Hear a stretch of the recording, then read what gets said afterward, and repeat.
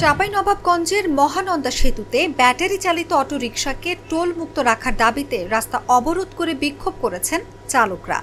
মঙ্গলবার দুপুর 12টার দিকে টোল প্লাজা ঘিরে বিক্ষোভ করেন তারা।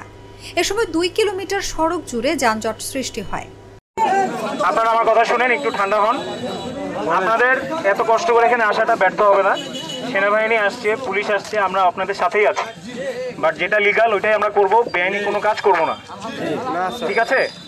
আপাতত নেক্সট কোনো আদেশ না দেওয়া পর্যন্ত অটো চালিত যে রিক্সা, 3 চাকার অটো চালিত রিক্সা, আমি আবার বলছি 3 চাকার অটো চালিত রিক্সা টোল বন্ধ।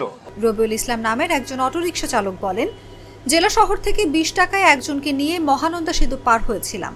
এ সময় টোল দিয়েছি 5 টাকা। আসার পথে আর প্যাসেঞ্জার পাইনি, তাই টোল দেব না বলেছিলাম। এতে টোল প্লাজার লোকজন আমাকে হুমকি দেয়। পরে আমরা ব্যাটারি চালিত অটোরিকশায় টোল বন্ধের দাবিতে সড়ক অবরোধ করে রেখেছি।